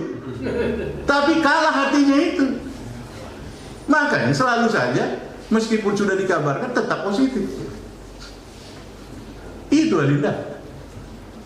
Jadi kan ada kadang-kadang, di dada. Saya pikir, ya oke lah, itu strategi. Tapi itu tidak satu-satunya. Itulah sebabnya pengguna narkoba ini dikriminalisasi. Kenapa? Bahaya, kecanduan. Gitu loh. Candu kopi masih bisa diganti teh. Nggak ada kopi lagi bulan tua. Itu teh aja lah, Bu. Kan gitu. Tapi kalau narkoba tak tergantikan, Adinda. Sabu misalnya, udah ganti garam aja, nggak tergantikan. Itulah makanya dikriminalkan orang-orang yang menggunakan maupun yang mengedarkan. Penyalahgunaannya itu ada berapa ratus negara-negara di dunia mengkriminalkan itu karena begitu besar dampaknya. Ya Dinda ya, jadi kalau mungkin kita kalau ada kesempatan, ada suara atau diwakilkan suara kita, musrenbang itu penting.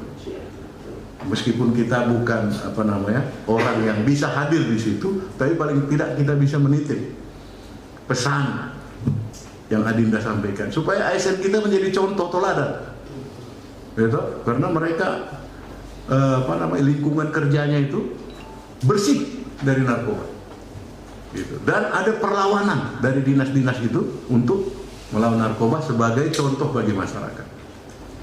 Saya kira itu tujuan dari Impres itu.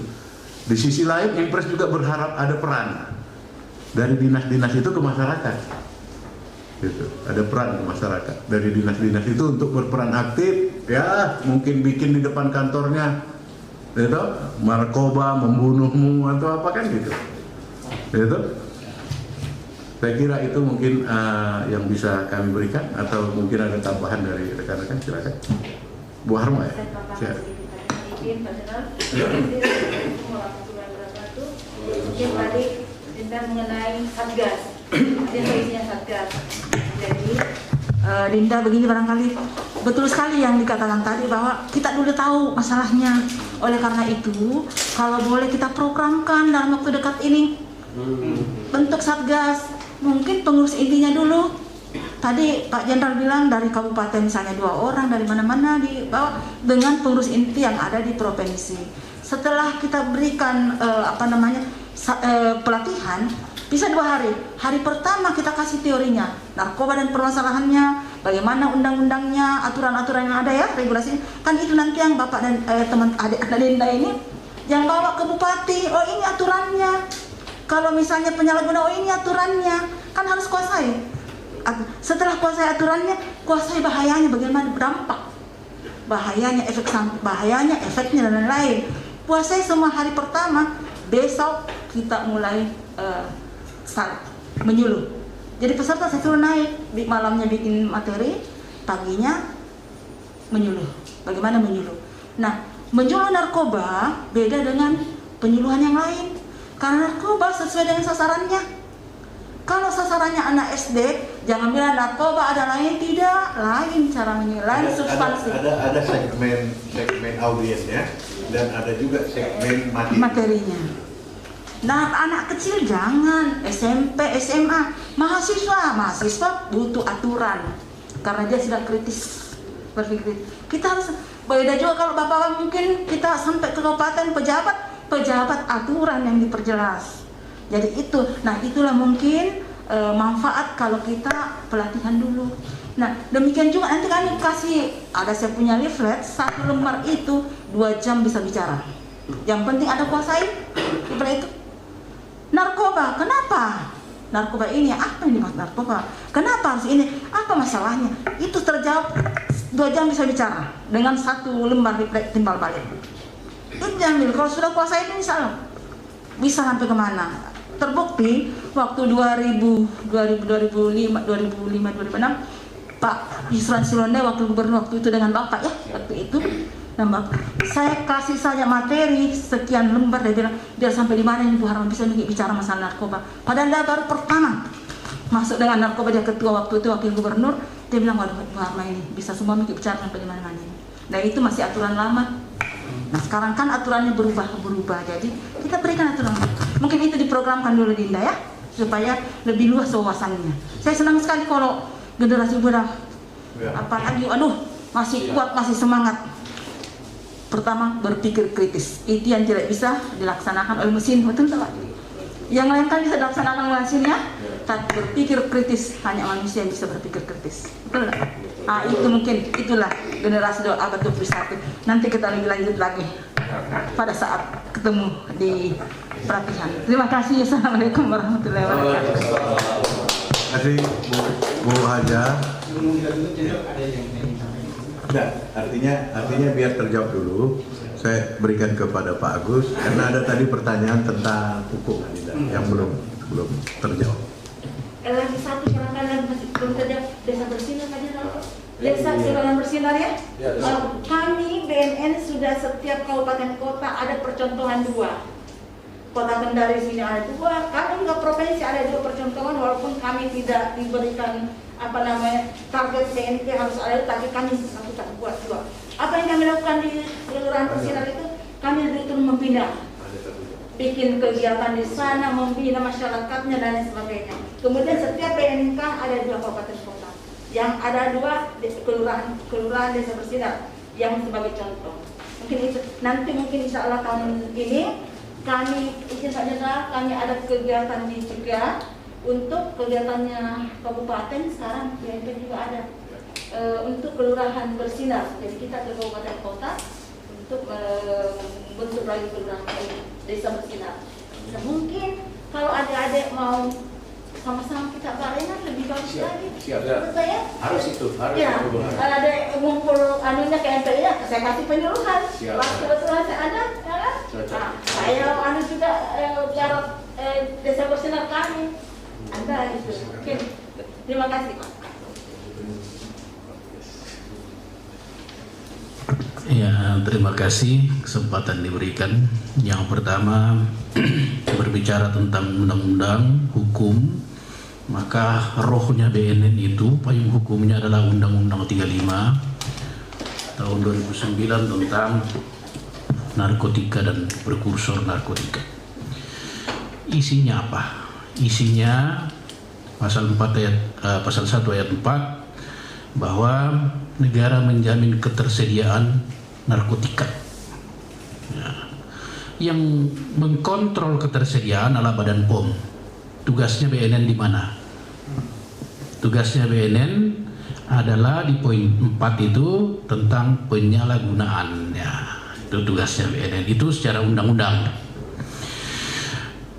Isinya Undang-Undang 35 sebetulnya ada 3. Yang pertama cegah, yang kedua law enforcement, pemberantasan, dan yang keempat ada rehabilitasi. Itulah sebabnya Undang-Undang 35 ini akrab disebut dengan double track system. Keras terhadap pengedar dan bandar, dan lembut, softly buat drug user. Nah itu rohnya pencipta Undang-Undang 35, double track system. Nah, teman-teman kira-kira main-mainnya di mana? Tahun 76 dalam United Nation General Assembly sidang umum PBB mengatakan bahwa urusan narkotika itu ada dua. Yang pertama law enforcement dan yang kedua rehabilitasi. Nah, kita Indonesia ada pencegahan. Saya pikir teman-teman semuanya bisa berperan aktif di mana KNP kira-kira nanti akan bermain-main di happy-nya maunya di mana begitu ya.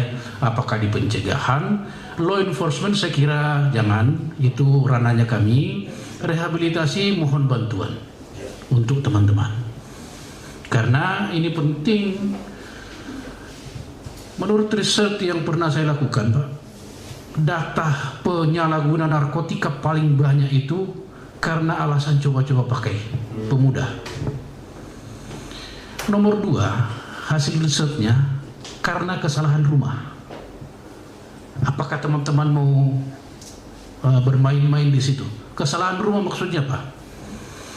Rumah tidak kondusif, rumah tidak menjadi tempat yang aman buat anak-anak sehingga mereka pergi keluar. Misalnya mungkin orang tuanya sibuk, mungkin orang tuanya ribut terus, berkelahi terus atau bercerai sehingga pemuda ini lari mencari tempat dan ketemulah tempat yang tidak tepat, yaitu para pecandu narkotika. Itu hasil riset. Mungkin teman-teman nanti secara teknis, mungkin Pak Mala, hanya saya hati-hati untuk anak tengah. Ya. Paling banyak pecandu narkotika itu anak tengah dari 3 bersaudara. Itu saya tidak tahu, belum ada risetnya sampai hari ini belum. Tetapi hipotesa yang ada, hipotesa yang saya pernah bangun, mungkin karena ini adalah pembanding.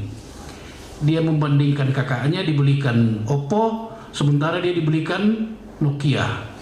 Yang ke bawah dikasih tempe, anak bontot dikasih KFC, sehingga dia menjadi pembanding. Ini rawan sekali.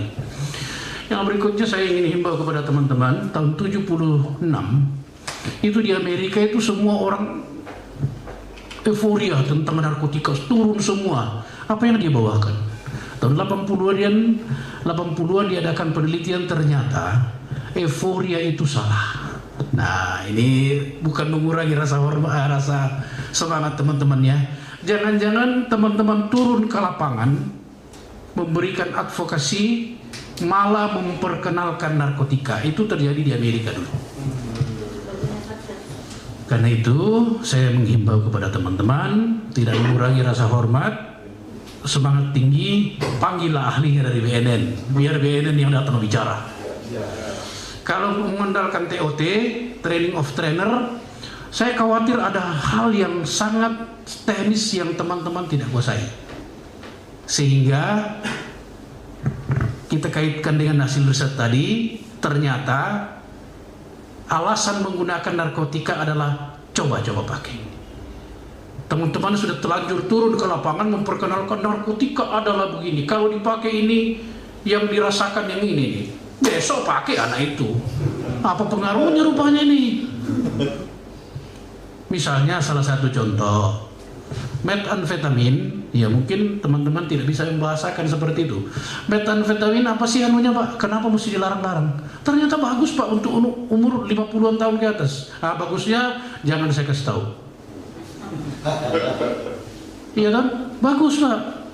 Ada gunanya. Nah, khawatir kalau teman-teman turun malah ada bagusnya, rupanya pakai aja.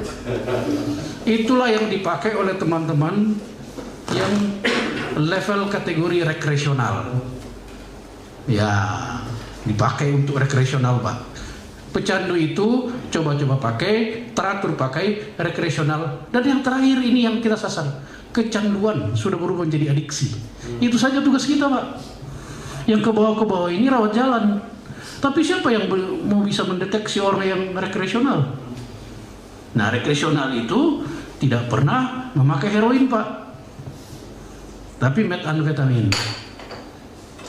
Nah, yang punya masalah besar Pak, masalah sosial besar, tidak pernah pakai metamfetamin Pak, dia pakainya ganja.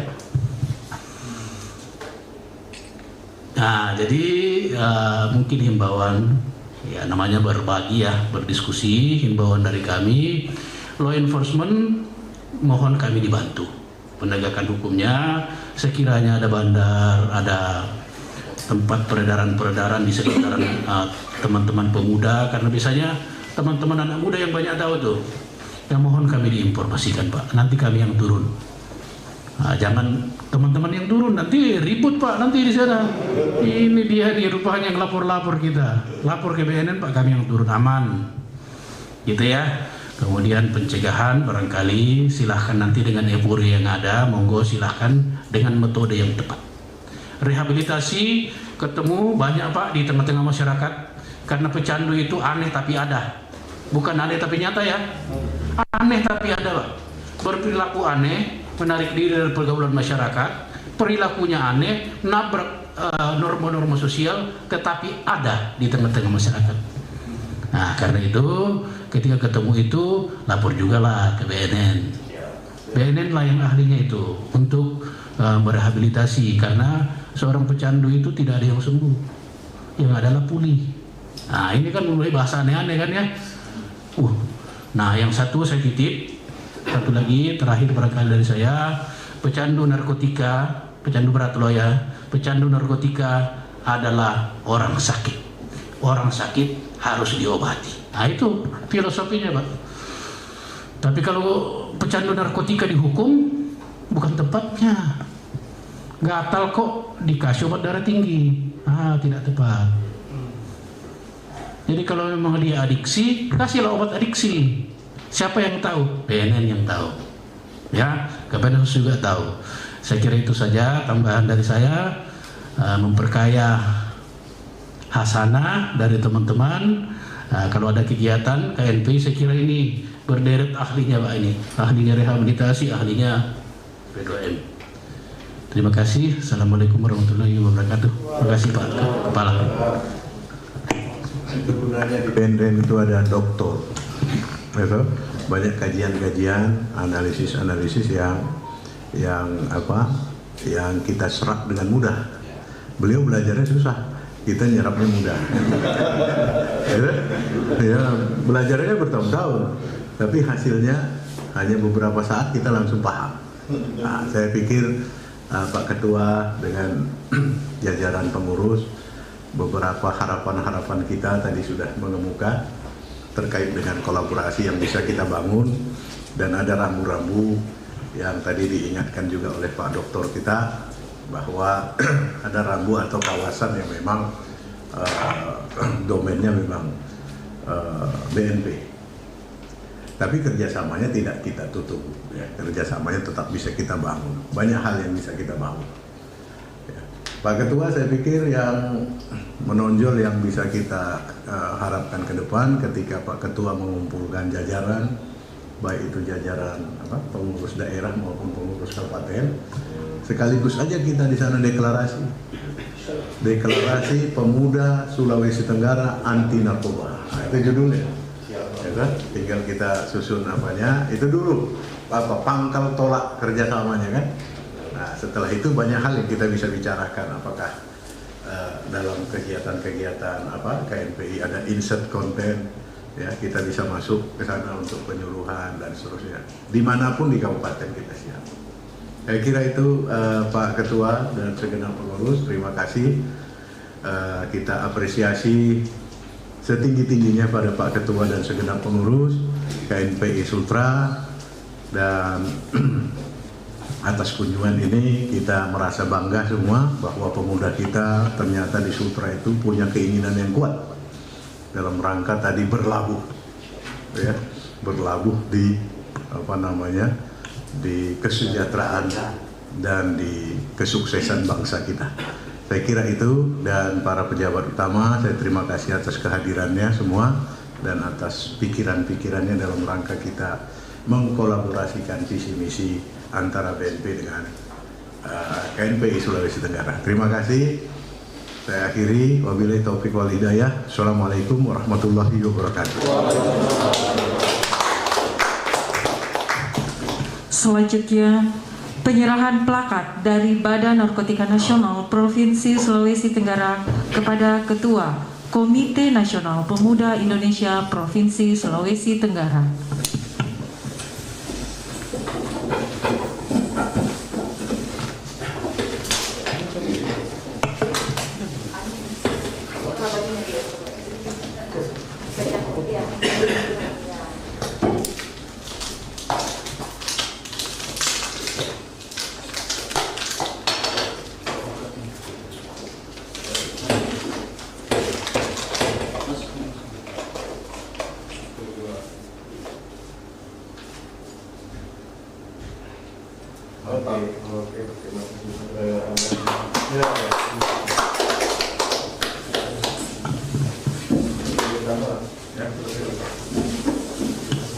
Selanjutnya foto bersama.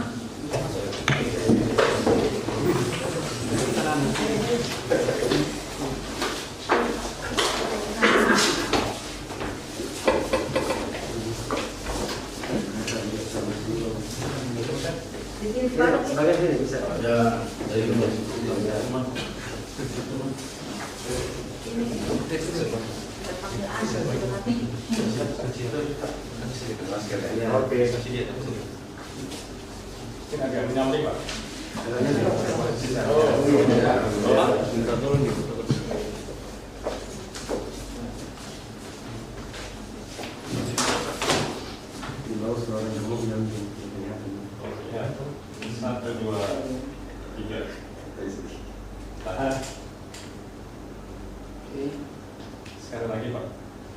1, 2, 3.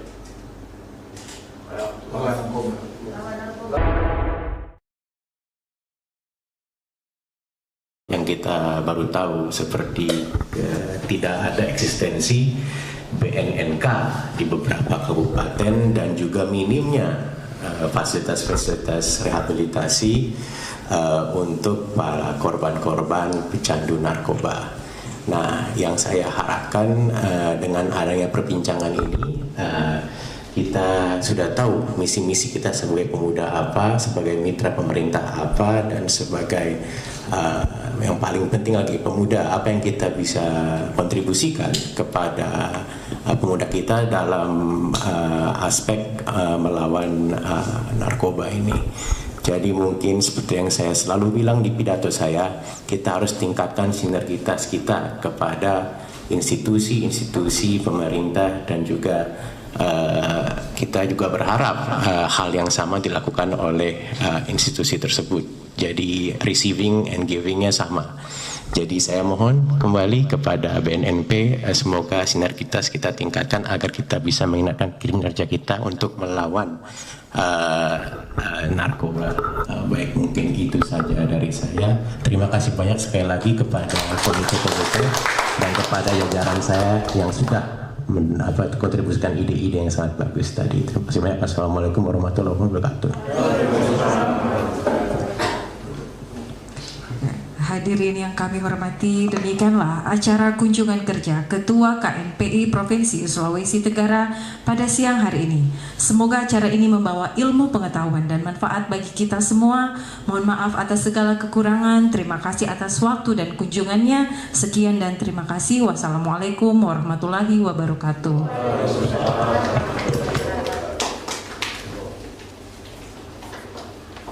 Mungkin Pak Sarip bisa membagikan apa kita supaya bisa jadi follower kita dalam bahasa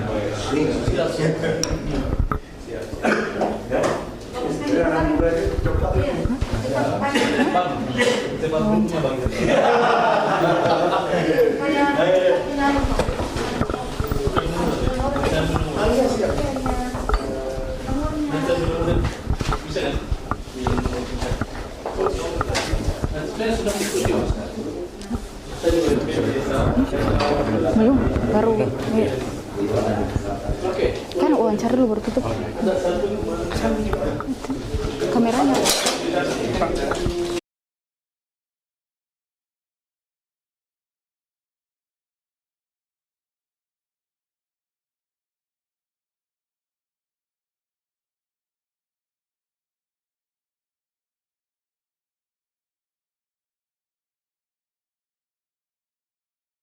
dengan kita, artinya untuk saling bisa memahami apa visi misi dan kinerja BNP, sekaligus juga misi daripada Ketua Alvin membawahi mengepalai KNPI Sultra. Tentunya ini kan kita harus dari komunikasi ini banyak hal yang bisa kita kolaborasikan antara kegiatan-kegiatan BNP, yaitu pencegahan terutama, kemudian rehabilitasi dan kegiatan-kegiatan pemberantasan. Artinya apa? Artinya misi ini juga diemban oleh pemuda-pemuda kita. Jadi kita bersyukur punya KNPI seperti yang ada di Sulawesi Tenggara ini. Terima kasih Pak. Komitmen serta program KNPI Sultra yang akan dilaksanakan dari hasil pertemuan ini. Iya, baik. Terima kasih banyak. Testing. Jadi seperti yang tadi kita sudah bahas dengan Pak Ginting dan juga kawan-kawan dari BNN, ada beberapa program yang ternyata sangat klop sekali dengan KNPI, seperti Desa Bersinar. Kita juga ingin membuat kelurahan anti narkoba juga toh, dan juga kita ada satu program yang kita sudah lakukan atau kita bicarakan dengan Dinas Pendidikan Pak Asrun Leo, yaitu KNPI Go to School. Nah, mungkin di situ kita bisa meningkatkan wawasan perihal narkotika kepada pemuda-pemuda. Dan juga ada program-program lain seperti mungkin kita bisa meminta kerjasama dari kabupaten untuk meningkatkan kinerja BNNP dengan cara improvement dari BNNK-nya sendiri, karena saya juga sangat prihatin sekali, cuma sedikit BNNK ternyata, cuma 4 ya kalau tidak salah Pak Ginting ya. Mungkin kita bisa melakukan pendekatan ke pemerintah kota untuk kabupaten kota untuk ya membuatlah BNNK tersebut. Mungkin yang konkret hanya itu dulu saja. Selanjutnya nanti kita harus banyak-banyak lagi berdiskusi dengan Pak Ginting toh. Begitu saja mungkin. Terima kasih Pak. Ya. Oke, sekian dari kegiatan pelaksanaan audiensi dan silaturahmi dari pegawai kepengurusan KNPI Provinsi Sulawesi Tenggara. Terima kasih yang telah menyaksikan. Kami ucapkan wassalamualaikum warahmatullahi wabarakatuh.